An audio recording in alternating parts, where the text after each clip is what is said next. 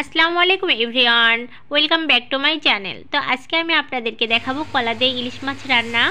তো এই রান্নাটা অল্প কিছু উপকরণ দিয়ে আমি আপনাদেরকে করে দেখাবো। অল্প কিছু উপকরণ হলেও কিন্তু রান্নাটি খেতে অসম্ভব মজাদার হবে এবং কিছু ধাপ ফলো করলে কলার যে রং আসে, কালো রং যে আসে, ওটা কিন্তু আসবে না, প্লাস এটা খেতে কষ লাগবে না। সেক্ষেত্রে কিন্তু ভিডিওটা স্কিপ করবেন না। আর আমি কখন কোন মশলা অ্যাড করব এবং কিভাবে রান্নাটা করব অবশ্যই আপনাদেরকে প্রত্যেকটা ধাপ সুন্দরভাবে বোঝানোর চেষ্টা করব। এবং আমার রান্নার কালার দেখে এবং কষানো দেখে আপনারা বুঝতে পেরেছেন যে এটা খেতে কতটা মজাদার হবে। সত্যি এই রান্নাটা কিন্তু অসম্ভব মজা লাগে। আর আমি শুধু কলা না, কলার সঙ্গে কিন্তু আলু অ্যাড করেছি, ফুলকা অ্যাড করেছি, তার সঙ্গে কিন্তু টমেটো অ্যাড করেছি। তা আপনারা চাইলে শুধু কলা কিংবা শুধু আলু দিয়েও করে নিতে পারেন। তবে কাঁচকলা দিয়ে ইলিশ মাছ সত্যি অসম্ভব মজাদার লাগে। আর আমি যেভাবে রাঁধি এটা তো সত্যি একদম আঙুল চেটে খেয়ে ফেলবেন, আমি এতটুকু কথা দিতে পারি আপনাদেরকে।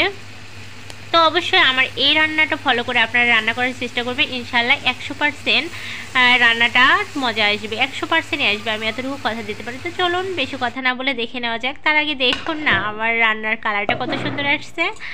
তো আমি আপনাদেরকে এ পর্যায়ে একটু ঝোলটা দেখাই দেই। দেখুন এটা কতটা লোভনীয়, আমি যে ভয়েস করতেছি এ সময় আমার জিভেতে জল আসতেছে এরকম। আর এটা তো খাইতে সত্যি অসম্ভব টেস্টি। এখানে আমি মনে করি গরুর মাংসও ফেল, গরুর মাংস লাগবে না এই খাবারের সঙ্গে। এটা এতটা মজাদার এই রান্নাটা। তো অবশ্যই আপনারা ফলো করবেন, এই ভিডিওটা ফলো করে রান্না করে আমাকে কমেন্টে জানাবেন যে রান্নাটা ঠিক কেমন হয়েছিল। এবং কালারে দেখুন, কালারে দেখে তো খাইতে বসতে ইচ্ছে করতেছে। না আমি কিন্তু যেদিন এই রান্নাটা করে আমি সেদিন একটু ভাত বেশি করে রাঁধি, কারণ আমার অসম্ভব মজাদার লাগে এই রান্নাটা। আর বিশেষ করে আমার প্রত্যেকটা রান্না যে আমার হাতের সকলেই এত বেশি পছন্দ করে তা বলার বাইরে। আর এবং ওনাদের আমি প্রশংসা শুনে মুগ্ধ হয়ে যাই। তো যাই হোক, আমি এখানে কিছু ইলিশ মাছ নিয়েছি, ইলিশ মাছটাকে আমি ভেজে নেব। যেহেতু আমার ইলিশটার মধ্যে ডিম আছে, তাই আমি প্রথমে হলুদ মরিচ লেগে কিন্তু নাড়াতে যাইনি, কারণ নাড়াইতে গেলে তখন কিন্তু ডিমগুলো বেরিয়ে আসবে। তো আমি কিন্তু বেশি ভাজবো না, একটু ভেজে নেবো ইলিশ মাছটাকে। আমি প্রথমে একটু তাওয়াতে তেল দিয়ে কিন্তু একটু হলুদ দিয়ে তারপর লবণ দিয়ে উল্টিয়ে নিচ্ছি দেখুন মাছটাকে।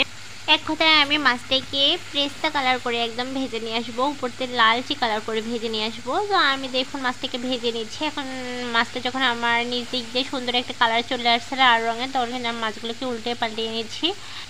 তো আমার মাছ ভাজা এক পর্যায়ে হয়ে গিয়েছে। এখন আমি মাছগুলোকে সুন্দর করে উঠিয়ে নেব। এদিকে আমি কলা কেটে নিয়েছি, দেখুন কলাটাকে আমি সুন্দর করে কিন্তু তিনটা মাঝখান দিয়ে কেটে নিয়ে তিনটা করে পিস করে নিয়েছি। তো যাই হোক, এ পর্যায়ে আমি কলাগুলোকে কেটে পানিতে রেখে দিয়েছি। অবশ্যই আপনারা কলা কেটে পানিতে রাখার চেষ্টা করবেন, পানিতে না রাখলে কিন্তু কলার কালচে রঙটা চলে আসে, সেক্ষেত্রে কিন্তু তরকারির কালার আসে না এবং দেখতেও কেমন জানি লাগে। তো অবশ্যই আপনারা কলা কেটে পানিতে রাখার চেষ্টা করবেন। তো আমি কেটে সঙ্গে সঙ্গে পানিতে রেখেছিলাম। তারপরে আমি কলাটাকে দেখুন, এই তো আমি মাছ উঠাই নিলাম। এখন আমি এই তাওয়াতে এখন কিন্তু আমি কলাগুলোকে ভেজে নেব।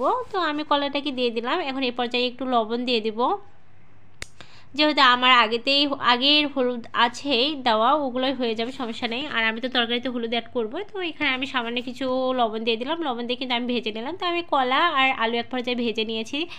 এরপর যা অ্যাড করতে হবে, আমি এখানে কিছু পেঁয়াজ এবং কাঁচামরিচ অ্যাড করলাম। আজকের রান্নাটা আমি কাঁচামরিচ এবং গুঁড়ো ঝাল দুটোই দিব।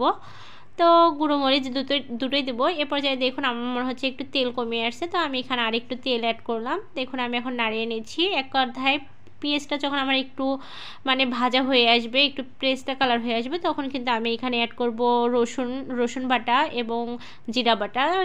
রসুন বাটা অ্যাড করার পর আমি এটাকে একটু নেড়িয়ে নিব। তো আমি তো বলেছিলামই যে আমি খুব অল্প কিছু উপকরণ দিয়ে এই রান্নাটা করব এবং অসম্ভব টেস্টি রান্নাটি হবে। তো আপনারা দেখতে থাকুন। এরপরে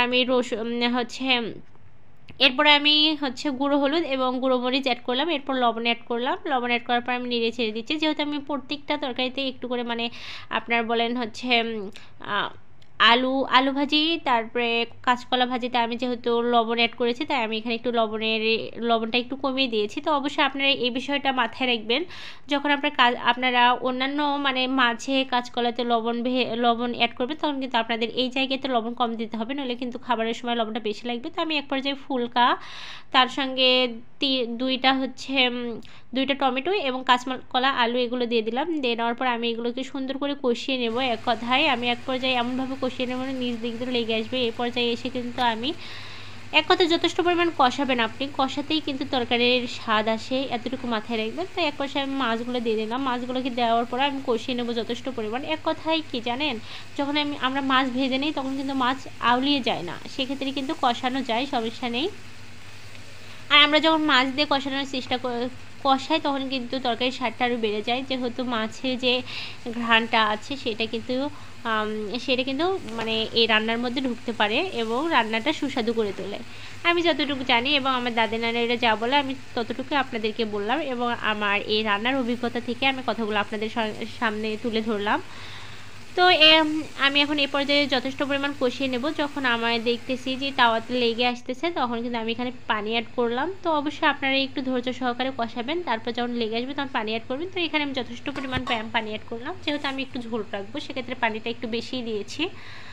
এরপর আমি একটু নাড়িয়ে চাড়িয়ে নিয়ে কিন্তু ঢেকে দেবো। তো আপনারা দেখলেন আমি কত অল্প কিছু উপকরণ দিয়ে এই রান্নাটা করলাম এবং খেতে কিন্তু অসম্ভব টেস্টি হবে। এক পর্যায়ে আমার নিজ দিয়ে বলক আসছে তরকারি। তো এই পর্যায়ে আমি যা করবো এটাকে ঢেকে দেবো। তো এই পর্যায়ে আমি যে কথাটা বলতে চাই, প্লিজ আমার চ্যানেলটিকে সাবস্ক্রাইব করে দেবেন। আর যারা সাবস্ক্রাইব করে দিয়েছেন তাদেরকে অসংখ্য ধন্যবাদ। সত্যি একটা ভিডিও করতে অনেক কষ্ট, কাটিং করে এডিটিং করে আপনাদের সামনে হাজির করতে হয়। যখন দেখি ভিউ হয় না, আপনাদের কমেন্ট আসে না সুন্দর সুন্দর, তখন কিন্তু অনেক খারাপ লাগে। আর যখন সাবস্ক্রাইব করে চলে যান তখন আরও, সাবস্ক্রাইব না করে চলে যান তখন আরও অনেক বেশি কষ্ট লাগে মনেতে। তো প্লিজ আমার চ্যানেলটিকে সবাই সাবস্ক্রাইব করে দেবেন। তো এই ছিল আমার দেখুন ভিডিও।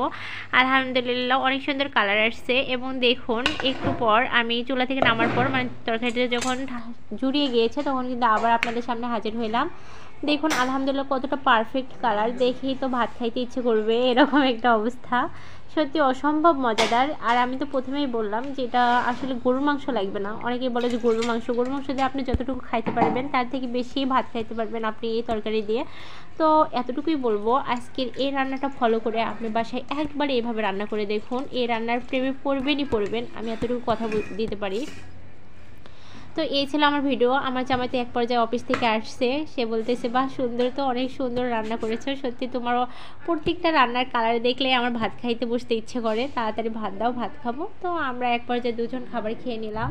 সত্যি রান্নাটা অন্যান্য দিনের থেকে মনে হয় আজকের রান্নাটা একদম মানে অন্যরকম হয়েছে। তো অবশ্যই আজকের এই ভিডিও ফলো করে রান্না করে দেখবেন, ইনশাল্লাহ 100% ভালো ফলাফল পাবেন।